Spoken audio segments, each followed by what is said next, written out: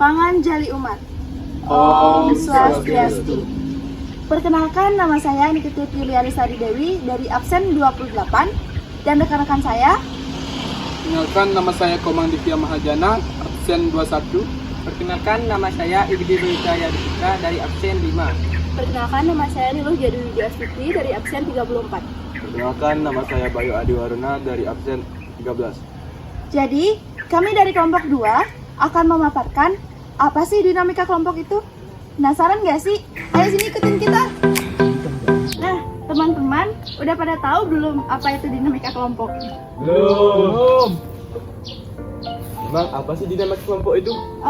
Dinamika kelompok itu adalah gerak sekumpulan orang yang saling berhubungan dan mempunyai tujuan yang sesama, yang dimana di dalamnya dapat menimbulkan perubahan di dalam masyarakat. Ya, di dinamika kelompok tentunya ada, dan alasan pentingnya tersebut dapat dibagi jadi 4. Yang pertama, individu tidak dapat hidup sendiri. Ada yang tahu nggak? Apa begitu? Karena individu merupakan makhluk sosial yang tidak dapat hidup sendiri. Yang kedua, individu tidak dapat bekerja sendiri dan tidak dapat memenuhi kebutuhan sendiri. Seperti yang saya sudah jelaskan tadi, individu merupakan makhluk sosial. Nah, yang ketiga, adanya pembagian kerja agar pekerjaan berlangsung atau berjalan dengan baik. Nah, yang keempat, masyarakat yang demokratis agar bisa berjalan dengan baik, maka lembaga sosial harus bekerja dengan efisien. Nah, itu tadi alasan penting di dalam dinamika kelompok. Nah, itu tadi tentang pengertian dinamika kelompok serta alasan penting dinamika kelompok. Selanjutnya, ada juga nih unsur-unsur dari dinamika kelompok. Nah, unsur-unsur itu akan dijelaskan oleh rekan-rekan saya. Selanjutnya, ada norma kelompok. Seperti namanya, norma kelompok ialah pedoman-pedoman yang mengatur perilaku dan juga tingkah laku anggota kelompok. Adapun Bernd Sanwono menyebutkan fungsi-fungsi norma. Yang pertama, norma kelompok untuk mengatur tingkah laku anggota kelompok dan berfungsi secara efisien untuk mencapai suatu tujuan. Yang kedua, mengurangi ketidakpastian. Nah, hal ini kita tahu bahwa setiap individu pasti tahu persis apa yang diharapkan dirinya sendiri di dalam kelompok. Tiga, norma kelompok cenderung bersifat relatif, di mana menjadi pembeda antara anggota dan yang bukan anggota. Hal ini dapat memudahkan dalam membentuk identitas kelompok. Nah, menurut Bimo Wargito menyebutkan ada 2 hal yang dapat menyebabkan terjadinya dinamika kelompok. Yang pertama, perbedaan tanggapan anggota kelompok terhadap norma. Nah, yang dimana akan terdapat 2 anggota yang memiliki sifat yang berbeda. Yang pertama, anggota kelompok ini dengan secara paksa tunduk terhadap norma, yang dimana akan menyebabkan anggota kelompok ini sering mengalami masalah-masalah atau pelanggaran-pelanggaran. Nah, ada anggota yang secara senang hati menjalankan dan menghayati norma dengan kesadaran yang penuh. Selanjutnya, adanya perubahan norma. Hal ini terjadi karena sebagian anggota ingin menyesuaikan antara norma dan juga perubahan. Namun, sebagian anggotanya lagi menentang hal tersebut.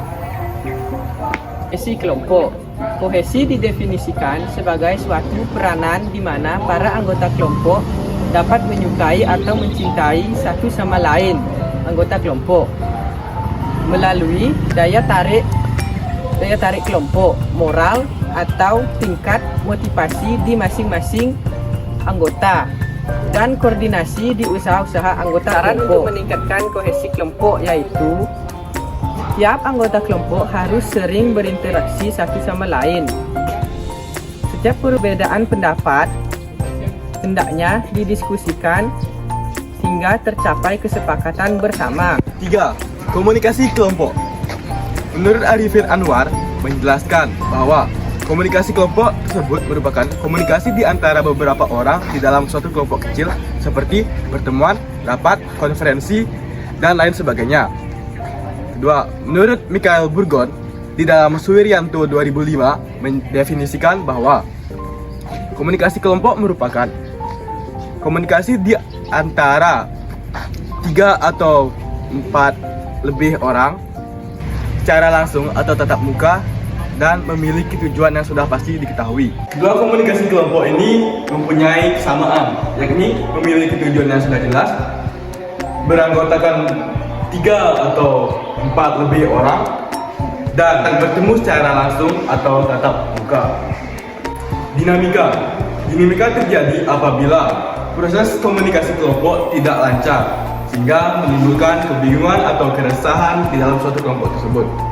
Maka, oleh sebab itu, setiap kelompok sangat mementingkan suatu kelancaran komunikasi di dalam kelompok. Yang keempat, ada konflik kelompok. Konflik biasanya mengacu ke hal yang negatif, namun di dalam kelompok, konflik dapat membangun kreativitas kelompok tersebut.